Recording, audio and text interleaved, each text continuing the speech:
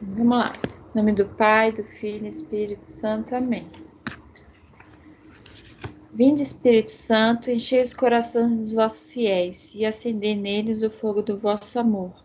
Enviai o vosso Espírito e tudo será criado, e assim renovareis a face da terra. Oremos.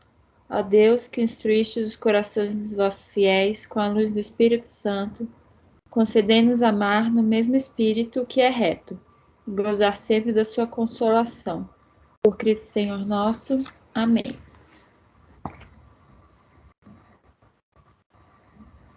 Vocês estão me ouvindo, né?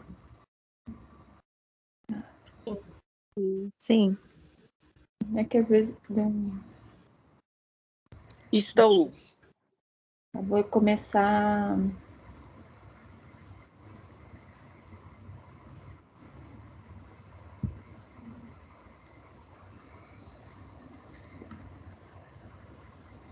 Tá vendo minha tela?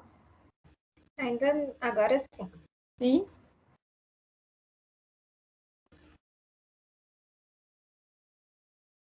Tá meio devagar. Tá passando o slide? Sim. Que da outra vez não Sim. tá. Então, a gente vai... essa é a quarta aula sobre a lei moral. Né? É uma lei dentro de cada ser humano, que é a lei moral, que é a que controla a nossa consciência. Então, assim, é a gente pensar, né? Posso agir contra a minha consciência, assim, no final da aula, para a gente refletir isso. Como é que a gente age a favor e contra a consciência? Então, aqui são o que a gente vai tratar, são os tipos de leis, a lei da igreja, a lei moral, e a consciência e o pecado. Também tem sobre as leis naturais. Então, os tipos de leis. Tipos de leis, né? A primeira lei é a lei natural, que são as que incidem sobre os seres materiais. Todo coisa que é material, essas leis incidem. Que são as leis que Deus criou e a ciência vai descobrindo.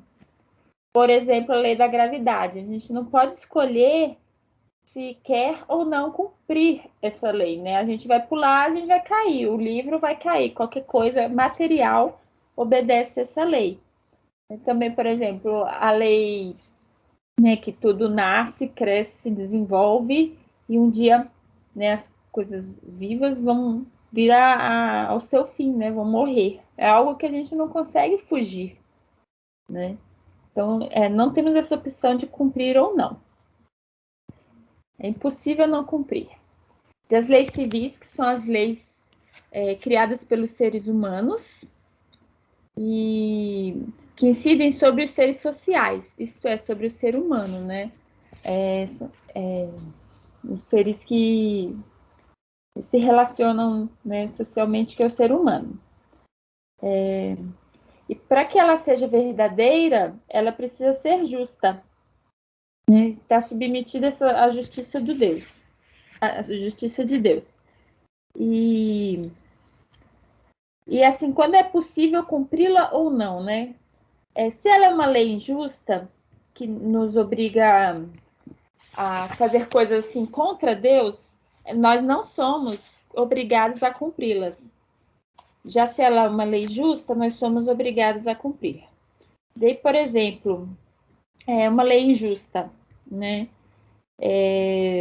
Ao longo da história né, da humanidade, surgiram muitas leis injustas, como que ferem a dignidade do ser humano. Então, por exemplo, são leis que proibiam a liberdade, o culto, né, de alguma religião. E essas leis, então, não precisam ser obedecidas. Assim, você não vai estar... assim, você vai estar agindo contra a lei dos humanos, mas não contra a lei de Deus, né, que é mais perfeita. Por exemplo, eu acho que é Daniel, né, que era proibido de rezar ao seu Deus, e mesmo assim ele rezava, e por isso ele foi parar na cova dos leões. Mas ele estava assim obedecendo a Deus e não à lei dos homens. né? E vamos seguir. Outro tipo de lei são as leis da igreja, que incidem apenas sobre os católicos, né? Então, quem professa outra fé não precisa cumprir essas leis, que são leis criadas pelos representantes da igreja com assistência do Espírito Santo. E são leis que vão sendo modificadas ao longo do tempo, porém, sem perder a sua essencialidade. São leis que nós podemos não cumprir, porém, elas vão acarretar alguma pena, que é o pecado. E quais são essas leis? Vocês podem estar pensando assim, mas quais são essas leis? Né? Principalmente são 5. Existem outras no cânon da igreja, mas são principalmente 5. No Código de Direito Canônico tem outras leis, mas tem as principais. Espera aí, gente, tá faltando um slide. Rapidinho. Acho que eu apaguei ele. Então, meninas, eu vou ler aqui minhas anotaçõezinhas. Ah, não, aqui ela. Então, são essas 5 leis, as 5 leis da igreja. Que a primeira é participar da missa inteira aos domingos e festas. Então, ela segue o terceiro mandamento. Assim, essas leis são leis que nos aproximam mais de Deus, da nossa fé, fazem com que a gente esteja mais próximo de Deus, seguindo assim, as regras da igreja, né? Então, a primeira, assistir à missa aos domingos e festas. Quais são as festas obrigatórias, que são os dias de preceito.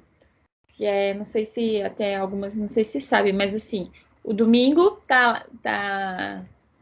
muitas talvez saibam, é dia de ir à missa, né? De guardar o domingo para Deus, para a família, para o descanso. Então, é um dia de preceito que nós devemos ir à missa. E tem alguns outros dias ao longo do ano que nós também temos que estar presente nessas comemorações. São os dias de preceito que a gente fala. Daí, no Brasil, são esses 4 que estão escritos aí. Dia 8 de dezembro, que é Imaculada Conceição. Dia 25 de dezembro, Natal. 1º de janeiro, Maria Mãe de Deus. E o dia de Corpus Christi, né? Que são os dias que nós precisamos participar da missa. Então, por exemplo, aqui que eu falei ali atrás, que são leis que são modificadas pelos representantes da igreja, porque, por exemplo, tem países que existem outros dias de preceito, que são outros dias de festas, que são ao longo da semana. E já no Brasil, esses outros dias, eles vão para o domingo, né? Por exemplo, tem país que é feriado, né, dia de São José. Então, é um dia de festa que as pessoas vão à missa e tal. Já no Brasil, não é um dia de preceito. Então, ele é jogado para o domingo seguinte. Tem várias festas, assim, que vão para o domingo, né? No domingo seguinte. A segunda lei é confessar-se ao menos uma vez por ano. E eu vou falar dessa e da próxima, que é comungar também ao menos uma vez ao ano, principalmente na Páscoa. Se você parar para pensar, assim, essas 5 leis da igreja são o mínimo que o católico deve fazer para estar próximo da igreja, né? Então, assim, pelo menos uma vez por ano, você parar a sua vida para confessar-se, para comungar, né? Mas no caso, assim, esses dois são principalmente para aquelas pessoas que, assim, não tem a possibilidade de ter isso com mais frequência, né? Que, por exemplo, uma pessoa que vive isolada no meio da floresta, ou numa vila que não tem padre, né? E então ela, assim, pelo menos na Páscoa, ela ia buscar os sacramentos, né? Da confissão e da Eucaristia. E também para aquela pessoa que, por alguma razão, vive uma situação de pecado e ainda não encontrou uma solução para resolver aquilo. Ela quer estar próximo de Deus, mas ainda não encontrou uma solução e tem uma contrição com aquela situação que ela vive. Então, esses casos são mais delicados, né? Não tem como, eu não vou nem citar nenhum caso, porque são casos que devem ser tratados individualmente com um bom sacerdote para orientar a pessoa. Mas que essa pessoa busque, né, esses sacramentos nessa época do ano. Legal? Daí a quarta lei é jejuar e abster-se de carne, pelo menos na quarta-feira de cinza e na sexta-feira da paixão. O jejum, o que é o jejum? É comer menos no dia, né? O jejum no Brasil costuma-se fazer apenas uma refeição completa durante o dia. Por exemplo, fazer um almoço completo. Porém, fazer as outras refeições, o café da manhã e o jantar, com uma quantidade menor. Esse seria o jejum da sexta-feira da paixão e da quarta-feira de cinzas. E também fazer abstinência de carne. Que no caso, no Brasil, costuma-se ser a abstinência de carnes de sangue quente, como o frango, e os mamíferos e as aves. O de sangue frio pode se comer, né? Que no Brasil é mais os peixes, né? A gente não come. Aqui fala, né? Répteis, anfíbios, a gente não tem esse costume, né? Enfim, então não comer animais de carne quente. Então são essas duas coisas, né? O jejum e a abstinência. Ao mesmo tempo, a gente tem que ter o cuidado, né? Porque muitas vezes na Sexta-feira Santa, na Sexta-feira da Paixão, a gente acaba comprando aquele bacalhau, faz a bacalhoada, chama a família, reúne todo mundo e não está vivendo assim qual é o principal da lei, assim, da regra. Por que tem essa abstinência, né? Para lembrar que Jesus se deu na cruz para gente, né? E ter também esse espírito de sacrifício. Então, lembrar que a sexta-feira, esses dias de jejum, que vai comer o bacalhau, tudo bem, não tem problema comer bacalhau, né? Mas que coma-se pouco, né? Coma-se com esse sentido de mortificação mesmo, né? Deixa eu ver, esse espírito de sacrifício. De qual é a idade, né? Para se começar a fazer o jejum e a abstinência. A abstinência é a partir dos 14 anos completo e o jejum dos 18 aos 60 anos.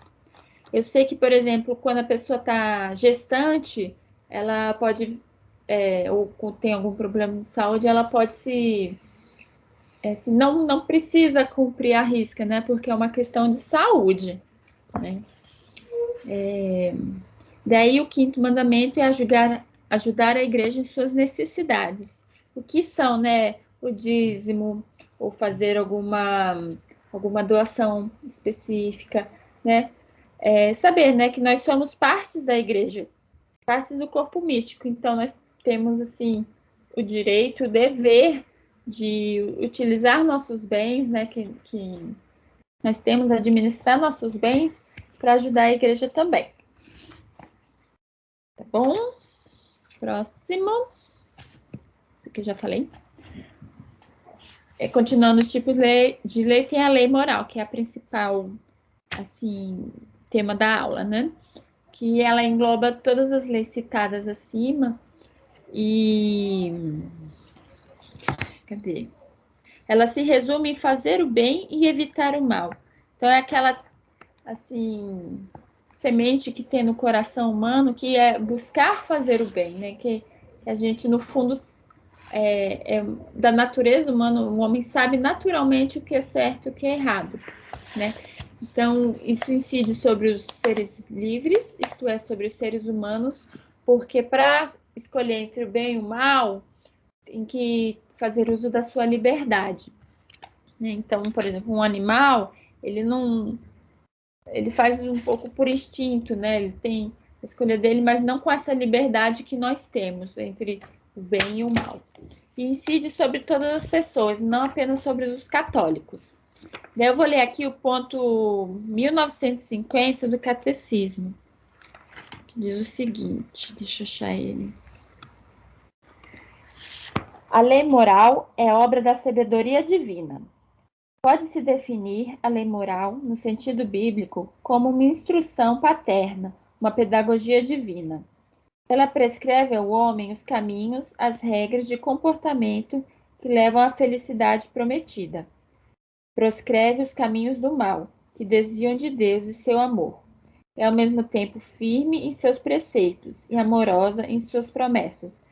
Então, lembrar sempre que a lei de Deus, ela é com carinho e firmeza, né? Então, ela é amorosa ao mesmo tempo que é amorosa, porque Deus sabe o que é melhor para a gente. Ela é firme, assim, não vai ser fácil, né? Que nem um pai, uma mãe que quer que o filho cresça com firmeza, cresça sendo uma pessoa boa, não vai deixar ele fazer o que quiser. Vai ter as regras, né? A serem cumpridas e dar essas regras com firmeza. Que mais? Falei já, né, que não incide só apenas pelos católicos, mas sim em todos os seres humanos. Deus cria, mas não de forma arbitrária. Assim, não são leis feitas assim de qualquer forma, tem uma razão. Então, assim, para quando a gente for, né, estudar os 10 mandamentos, saber, tudo tem uma razão, o porquê dos mandamentos. Né? Deus não botou essa regra porque simplesmente achou que era legal. Não, tem um porquê. Ele entende do ser humano e sabe o que é melhor para nós. É que nem, por exemplo, né? Quando a gente compra um eletrodoméstico, uma máquina de lavar roupa. Lá vai ter, né, qual roupa, como usar, quanto de sabão colocar, qual tipo de lavagem colocar para determinado tipo de roupa. E se a gente seguir aquilo, as roupas vão ficar mais limpas, vão durar mais tempo. Mas se a gente fizer do nosso jeito, pode ser que estrague alguma roupa. Então, a lei moral, as leis de Deus, são mais ou menos como a lei para o bom funcionamento do ser humano, né? Para que a gente busque a nossa real felicidade e se aproxime de Deus. E quem melhor que Deus, né, nosso Criador, para nos dar essa lei, esse manual de instrução, para sermos felizes e verdadeiramente livres, certo? Então, essas leis, né, é possível não cumprir, né, afinal nós temos a liberdade e pode acarretar penas também, acarreta consequências, também entre elas o pecado. Há várias formas de descrever a lei moral. Por exemplo, não fazer aos outros o que não gostaríamos que fizessem conosco. Então, muitas vezes a gente fala isso para os nossos filhos, né? Eu acho que hoje mesmo eu falei, né, para eles. Então, assim, agir conforme a gente quer que ajam com a gente. Isso está dentro da lei moral. Então, até quem, vamos dizer, quem não estudou vai entender, né? Que eu vou cuidar do outro para que o outro cuide de mim, né? Vai ter essa noção. Né? Fazer o bem e evitar o mal. Os 10 mandamentos estão dentro dela. Também o mandamento de Cristo, né? O amai-vos uns aos outros como eu vos amei. E é uma lei que está gravada na alma dos seres humanos, né? Como eu falei, assim, até as crianças sabem algumas coisas dela, né? Por exemplo, que não se deve mentir, que às vezes assim, que não pode bater, né? Que não pode machucar. A gente tem que ir ensinando, né? Que o que é certo e o que é errado. Mas no coraçãozinho dela, assim, a criança que vai bater, ela sabe que ela está fazendo algo de errado. Né? Pode ser porque ela está com raiva, pode ser porque quer chamar atenção. Mas no fundo ela sabe que é errado. E as consequências do não cumprimento são a ofensa, o desgosto a Deus e a mancha na alma. Né? Então Deus se sente ofendido, é um ato assim de desamor, vamos dizer, com Deus, e a alma da pessoa fica manchada, né? E vai gerando essa desordem na humanidade. Aqui fala, né, que se vivêssemos conforme a lei moral né, de Deus, as leis de Deus, tudo seria melhor. Né? Assim, no livro foi explicado, fala, não precisaria ter cadeia policial, né, porque tudo andaria direitinho. Porém, nós temos a liberdade. E Deus não pode, assim, ele optou por nos dar essa liberdade, pois sem a liberdade não tem amor. Nós não podemos, quem é obrigado a fazer as coisas não faz porque quer, faz por obrigação. Então, não faz por amor. Deus quer ser amado por nós. Cadê? Não cumprir essa lei é assemelhar-se a um ser não livre. Aqui não compete cumprir, né? Por exemplo, os animais não cumprem a lei moral, pois eles não têm a liberdade, conforme eu falei anteriormente. Então, conforme assim a pessoa vai agindo ao contrário, ela meio que vai agindo por instinto, por raiva, assim, apenas pelas emoções, né? E vai acabar, querendo ou não, ficando presa a esses vícios. Enquanto melhor um ser humano cumpre a lei moral, melhor usa sua liberdade, torna-se mais humano e também agrada quem o criou. Então, conforme vamos agindo conforme a lei, nós somos mais livres e também, né, vamos amando mais a Deus. Aí, para agir conforme a lei moral, é necessário que o ato seja livre. Né? Não é essa parte que vai dizer. Tá. Vamos voltar um pouquinho. Tá. Um ato é mais livre quanto maior for a consciência. Assim. Então, para agir conforme a lei moral, a gente precisa ter consciência do que é certo e o que é errado. E também querer, né? Ter essa decisão. Então, quanto mais livre, mais responsável. Então, aqui entra um pouco na questão da liberdade, que eu acho que foi dado pela Pri nas aulas anteriores, né? Que para a gente ser livre, nós temos a responsabilidade do ato. Quando nós somos livres, nós agimos conforme buscando o bem e temos a responsabilidade pelo ato que tomamos. Né? Por isso, as consequências de não cumprir a lei moral são maiores quanto maior for a consciência e a voluntariedade do não cumprimento.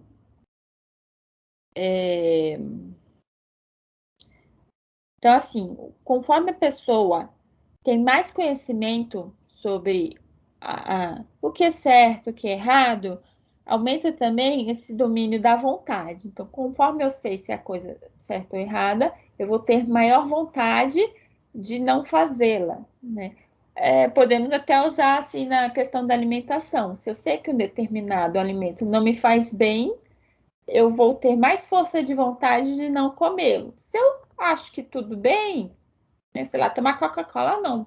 Eu não tenho essa consciência que Coca-Cola faz mal. Então, eu tomo todo dia. Né? Mas a partir do momento que eu tenho a consciência que ela me faz mal, por mais que eu goste, eu vou me segurar falando, não, eu não quero. Né? Então, essa é o saber, o conhecimento e a decisão. No caso, a responsabilidade, né, essa responsabilidade que a consciência é consequência da liberdade, ela pode ser diminuída pela ignorância, quando a pessoa não tem o conhecimento, pela inadvertência, quando não passaram para ela o conhecimento, por medo, alguns hábitos arraigados, quando por violência a pessoa faz por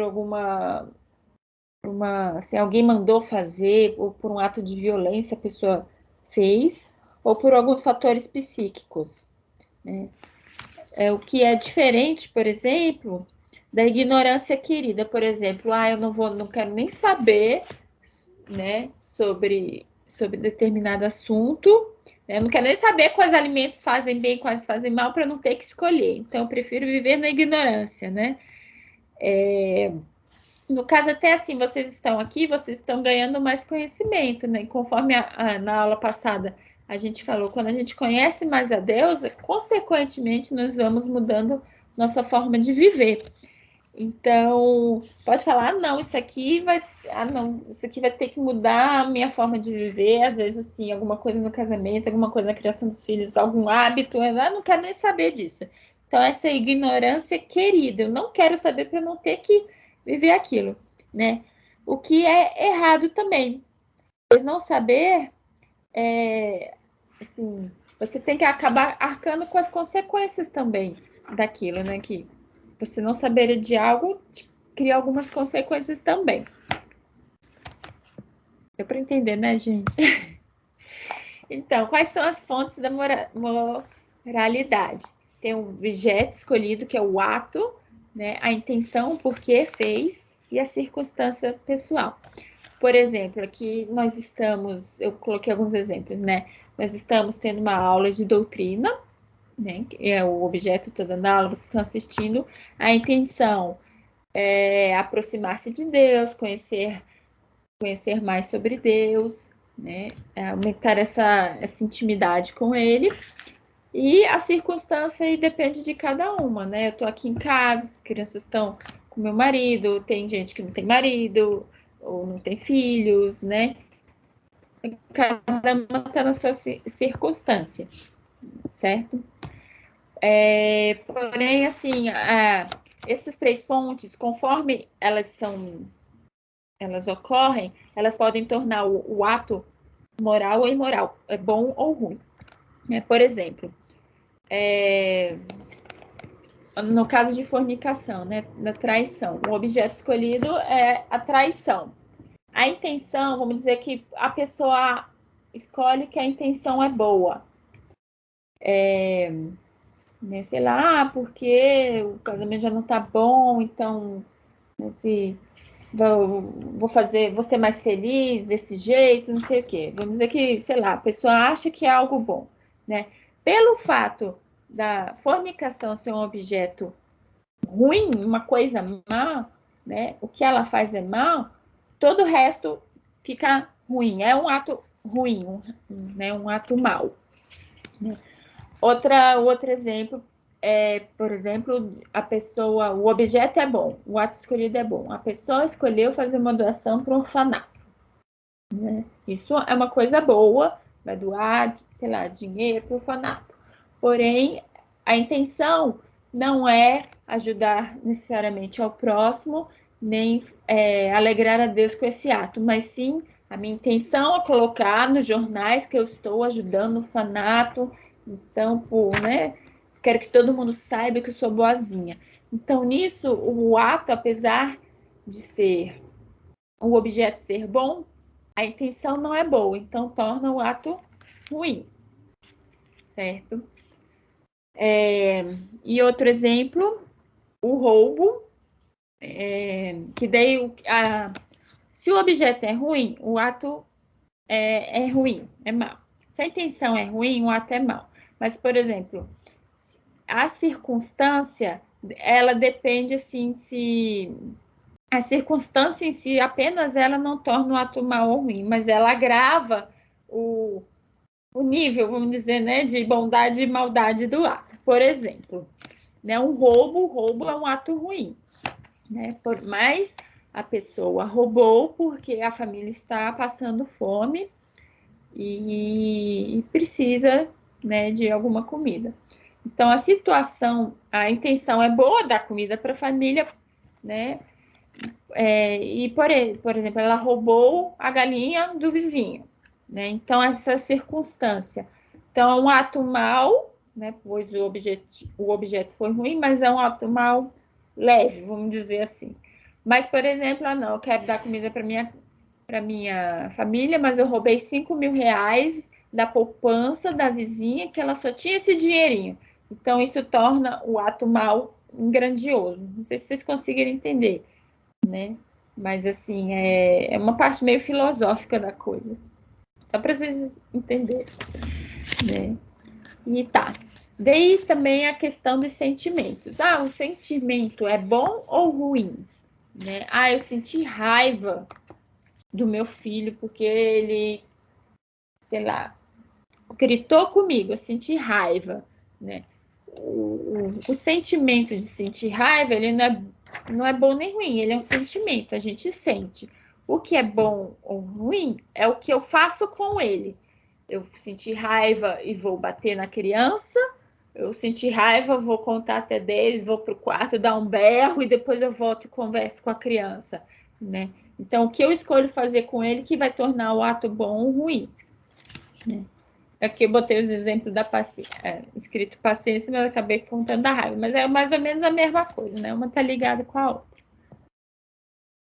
Tá, daí deixa eu ver se eu ler aqui se tem mais alguma coisa que eu pulei, mas eu acho que não.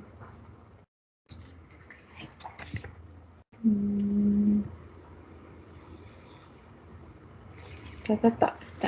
Assim, tem um ponto que eu vou ler para você. Não.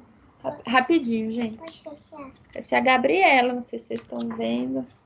Vai pro papai. Fecha a porta aí.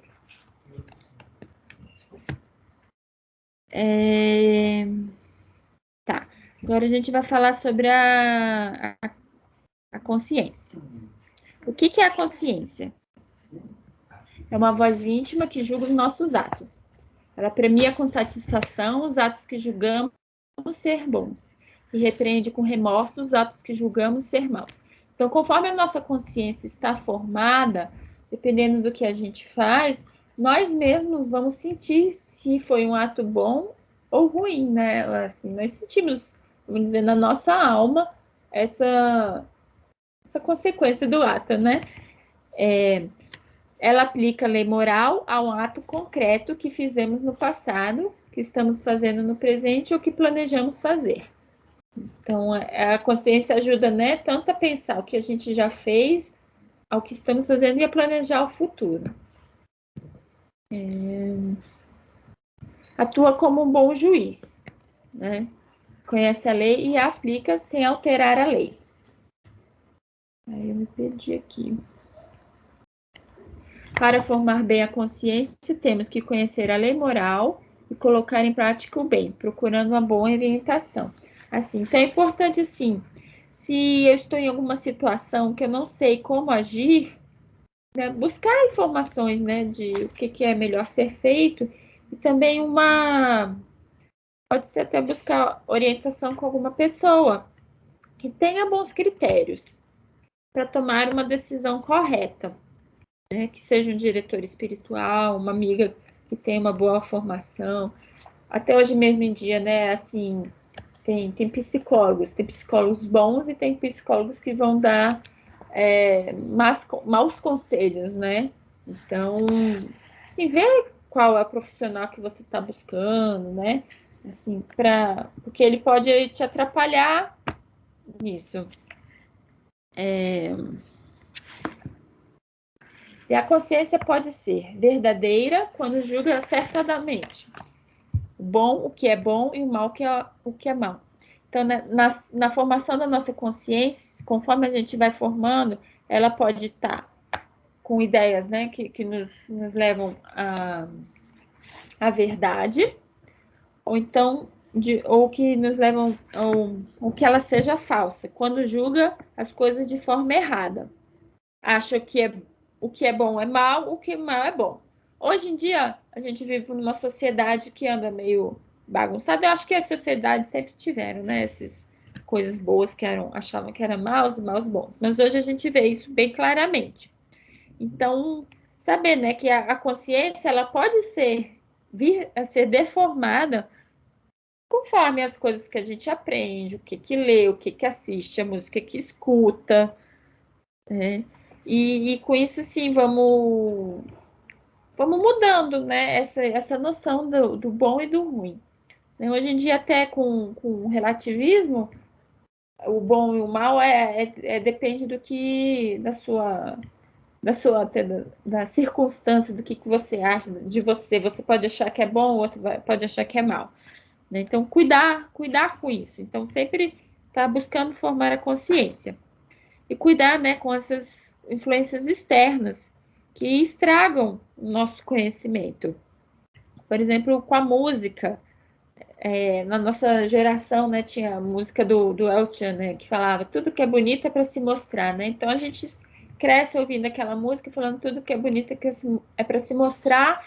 Então vai lá a jovenzinha e escuta aquilo, escuta, quando vê, tá usando roupas assim curtinhas, que mostram o corpo, né? Afinal, é bonito, de fato é bonito, mas será que é para mostrar mesmo? Assim, que é para mostrar para qualquer um, para todo mundo? Né? Então, cuidar disso, até com os nossos filhos também, que o que eles assistem, o que eles escutam. Também quando a consciência vai sendo deformada, a pessoa acaba buscando desculpas para agir daquela forma, né? Às vezes a gente está conversando com alguém, você vê mesmo que a pessoa está se desculpando, buscando assim várias razões para estar agindo de determinada forma errada. A gente vê assim muitas vezes até numa mentira. Eu menti porque era para fazer outro feliz, né? Mas não vai causar nada para ele, não é uma consequência pequena, mas saber que não é o correto. E a consciência pode ser estar certa, eu tenho certeza que isto é bom, achar que é provável, provavelmente isto está correto, acredito que sim, duvidosa, posso estar certa ou errada, ou perplexa. Não quero nem pensar, porque é difícil saber. Então, assim, eu não sei nem se é certo ou se é errado, mas também não quero nem saber mais, porque é isso que eu vou fazer, né? Daí é lícito e mais saudável agir com consciência verdadeira e certa, né? Dessas 4 que eu mostrei, com as 2 de cima, né? Certa e com a provável, é melhor agir desta forma, né? É lícito agir com a provável. Senão, tudo que a gente fosse fazer, a gente teria que estar perguntando para alguém, né? Também não dá, né? Mas é ilícito agir contra ela e não formá-la bem. E agir com a consciência duvidosa, né? Então, se está com dúvida se determinada coisa é correta ou não fazer, né? Buscar sair dessa dúvida. Ou agir com a consciência perplexa. Se não quero saber se está certo ou errado, eu vou pegar e fazer. Então, entrando, deixa eu ver se tem mais alguma coisa.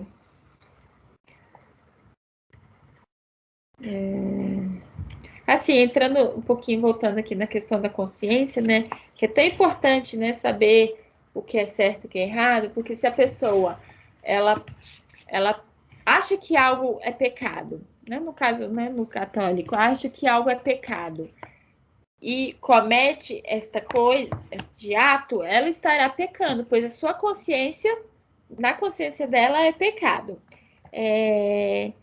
Até, sei lá, eu acho que deve fazer jejum no dia de Corpus Christi, é um exemplo, tá?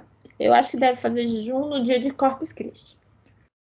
Eita, daí eu não fiz, né? Então,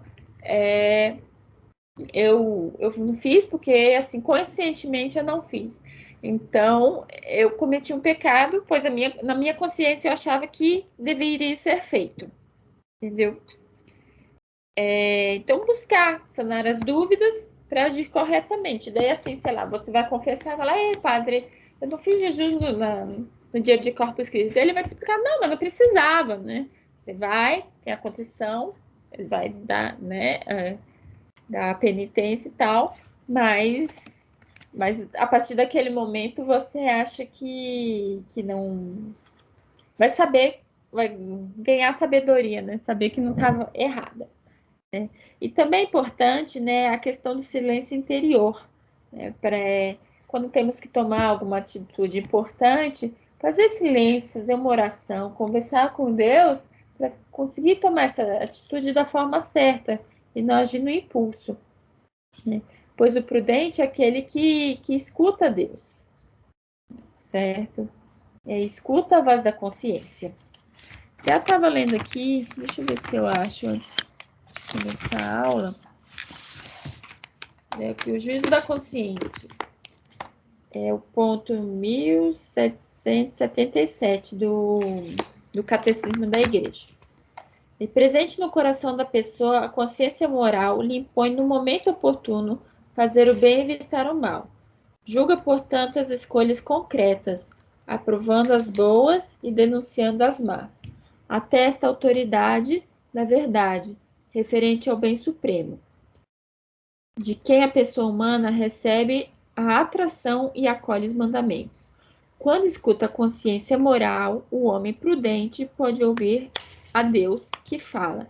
Então, é uma forma de Deus falar conosco, né? E cuidar, assim, que hoje em dia, quando você fala de moral, as pessoas não acham um termo bom, né? Acham que a pessoa é moralista, né, cheia das regrinhas e tal. Cuidar com isso hoje em dia, né? Que saber que não é algo ruim. Até a palavra moral vem de modo de agir, do latim mores. Daí agora entrando no pecado. Né? É o saber o que é pecado, que não é, vem a partir desse conhecimento né, do conhecimento da lei moral. Então, o que é o pecado? É uma transgressão voluntária, feita livremente. Então, a pessoa quis fazer, né, a lei moral. Então, é um ato contra a lei moral que a pessoa quis fazer. E ela tem duas consequências, que é a ofensa, o desgosto a Deus e a mancha na alma, que vai criando uma desordem na própria humanidade da pessoa. Cadê? Deixa eu ver. Hoje em dia, né, não se fala mais em pecado, as pessoas não gostam nem de ouvir a palavra, né? Ah, pecado, não pode falar e tal. Mas a gente tem cuidado com isso, né? Porque daí entra naquela, nada mais errado, tudo pode, entra de novo no relativismo. E saber, né, nessa questão de ofensa a Deus, que quem pode falar o que ofende ou não é o próprio ofendido, no caso Deus. E Deus nos fala claramente, né, na Bíblia o que o ofende ou não, né, quando ele dá os mandamentos. Até Jesus também fala sobre isso. Deus está falando para a gente como que nós podemos, como que ele é ofendido. Por exemplo, se eu faço algo que seja para o meu marido e ele se sentiu ofendido, por mais que eu ache que eu não fiz nada, é normal, eu só falei tal coisa, né? Só falei sei lá, ele ficou ofendido por besteira. Mas no final das contas a pessoa está ofendida, né? Então a gente tem esse conhecimento do que ofende ou não o outro, no caso que a gente está tratando aqui, no caso de Deus. Deixa eu ver. Tá, o pecado pode ser mortal, que é o pecado grave, ou venial. Eu vou explicar cada um, né? O pecado mortal coincide em três coisas, três condições. A matéria deve ser grave, a pessoa tem que ter plena consciência e a forte decisão de fazer. Então, vamos lá. O que é matéria grave? São as matérias tratadas nos 10 mandamentos, principalmente, né, no título, vamos dizer, porque cada mandamento pode ser destrinchado, principalmente o título, né? Que é amar a Deus sobre todas as coisas, não tomar seu santo nome em vão, guardar domingos e festas, né? Principalmente no título. Então, é a matéria grave, plena consciência, a pessoa tem que saber que aquilo é errado, né? Agir contra o mandamento, né? Então, ela tem que ter esse conhecimento. E a forte decisão, querer fazer aquela coisa, né? Então, assim, sempre quando nós vamos comungar, né, nós devemos refletir, né? Se eu fiz alguma coisa de matéria grave, eu fiz algum pecado de matéria grave, que eu sabia que era errado, e porque eu quis, né? Porque senão, se tiver feito, não pode comungar, certo? E um exemplo disso é o seguinte: eu vou à missa todos os domingos, de noite. Então tá. E, porém, no domingo passado, tive um dia cheio, fui pro churrasco e tal, cheguei em casa cansada, as crianças agitadas, não sei o quê. Falei, não, gente, não vamos hoje não, nós estamos cansados, né? Então, livremente, eu tomei a decisão de não ir, né? No caso, estarei cometendo pecado grave. Mas, por exemplo, nessa mesma situação, cheguei do churrasco e um filho caiu, machucou, quebrou o braço, então o filho está doente e eu não consigo ir, né, por algum acidente, eu não consigo ir ou está doente, daí no caso não é pecado, né, não é pecado, porque eu não pude ir, né? Então, assim, ao mesmo tempo a gente tem que sempre se planejar, né? Às vezes, mesmo com o filho doente, a gente consegue ir, reveza com o marido e tal, mas tem situações que, poxa, não deu, né? Claro que pode levar isso para confissão, conversar com o padre e tal, mas saber que não foi pecado mortal, tá? Então, se não tiver essas três condições, ele será leve ou nem será pecado, né? Dependendo da situação. Deu mortal causa a morte da alma, nos separa totalmente de Deus, nos tira a graça e faz merecer o inferno e ter amizade com o demônio.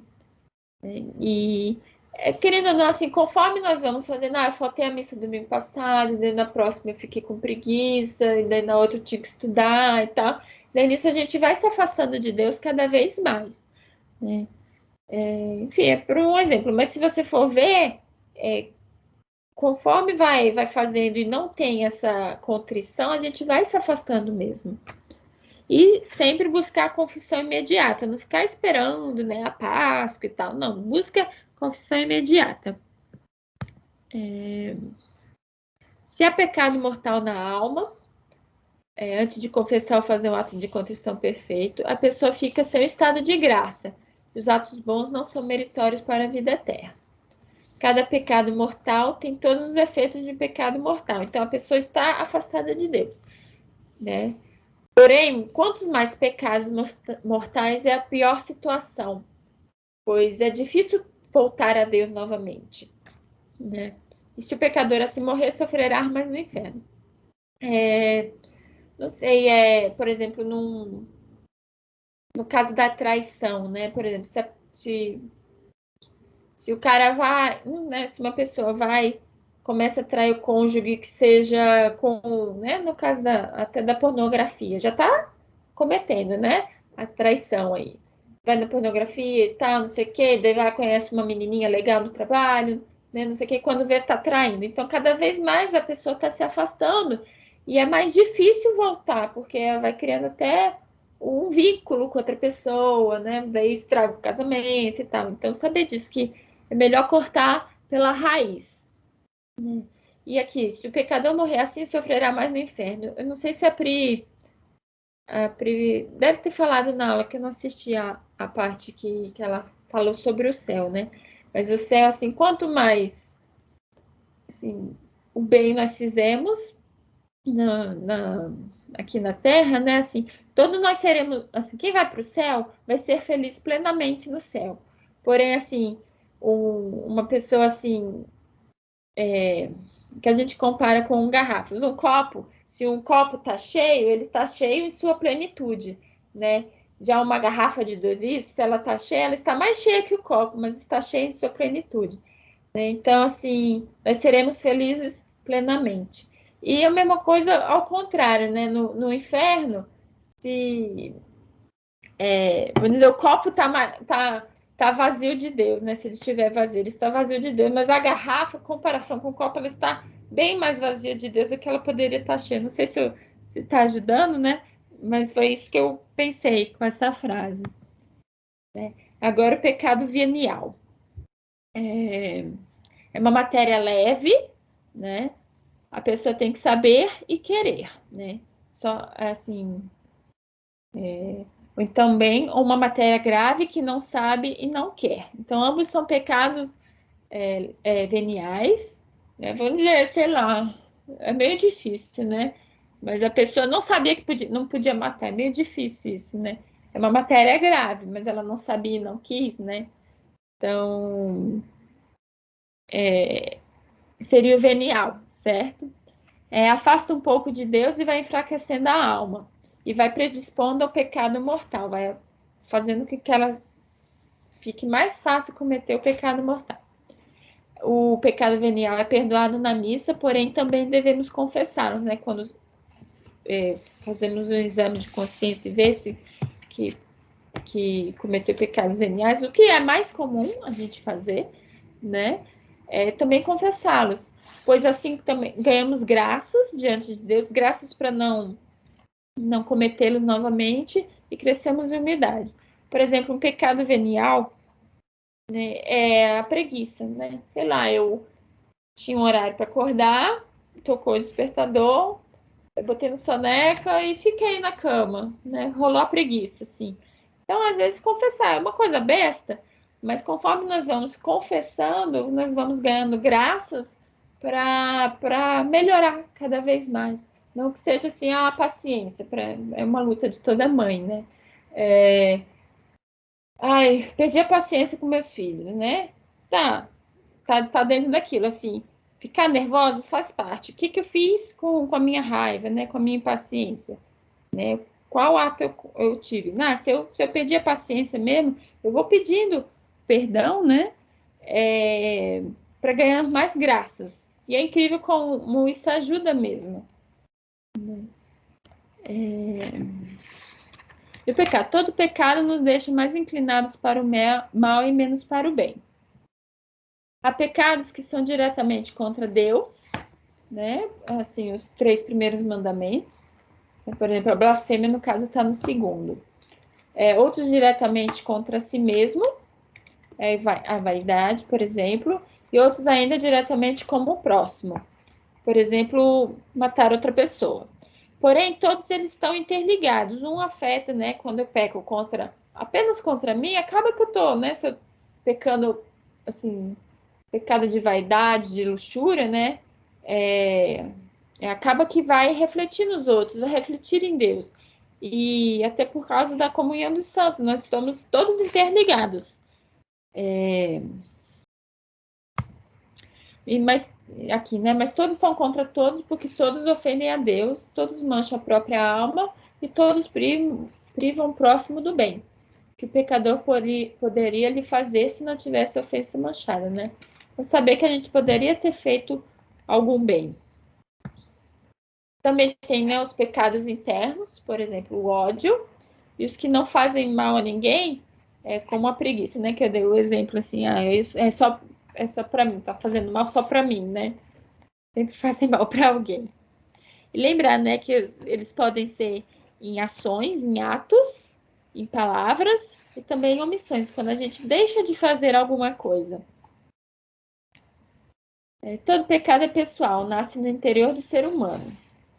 E tem os chamados pecados sociais, que, por exemplo, a corrupção, são, na verdade, manifestações sociais de pecados pessoais.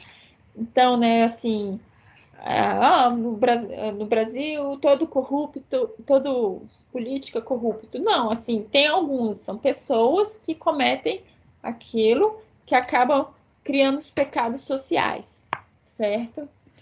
Por outro lado, existe o pecado de escândalo, colaborar para que outra pessoa cometa o pecado. Assim, por exemplo, quando um adulto, né, no caso assim, um adulto faz com que um jovem peque, esse é um pecado de escândalo, é grave, é uma coisa grave, né? Então, orientar mal um jovem, uma criança, é uma coisa grave. Ou então até um adulto para outro adulto, né? E saber diferenciar a questão da tentação, que é o sentir, né? E o pecado. A tentação não é o pecado, né? Para pecar é preciso consentir. E, por exemplo, tem um exemplo, né? Sei lá, eu achei um cara na rua bonito. Ai, eita, eu tô pecando contra o meu marido. Não. Achar uma pessoa bonita, né? Uma pessoa do sexo oposto, né? Bonita, é natural, né? Uma coisa, Deus fez isso, né? Com que a gente se sentisse atraído. O pecado seria me aproximar daquele cara, ficar pensando nele, ficar, sei lá, né? Imaginando coisas e tal. Aí sim, né? Então tem a tentação e a ação que leva à ação, né? A tentação pode ser causada pelo demônio ou por si mesmo, né? Porque a gente pode se colocar em situações de pecar, né? Quando nós negligenciamos os cuidados. Né? Então, não evitar uma ocasião de pecado já é um pecado, porque mostra que o nosso amor a Deus, a nós e as outras almas é insuficiente para não querer correr o risco de pecar. Né? No caso desse que eu dei, né? Acho um cara do meu trabalho bonito, né? Eu posso, né? Falar, oi, tudo bem, tal, ficar distante, eu posso ir me aproximando. Isso é se colocar em situação de pecado, né? Sei lá, chama para o almoço. Não, obrigada, né? Ah, não, vamos. Aí a pessoa vai se colocando em situação de pecado, né? E saber, né, que o objetivo da vida cristã não é apenas não pecar, né? Não ficar pensando, ai, que eu não posso pecar, não sei o que, ficar, né? E será que eu fiz, que eu não fiz, não sei o que. Não é esse o objetivo nem da aula, nem da vida cristã, né? Mas sim saber que amar cada vez mais a Deus, né? Então, sempre pensar no positivo, né? Que nós estamos aqui para amar a Deus, fazer o bem, né? E pensar sempre, né? Qual o máximo que eu posso fazer? O que eu posso fazer em relação a isso? E é isso, meninos. Essa aula acabou. Fim. Deixa eu sair daqui. Não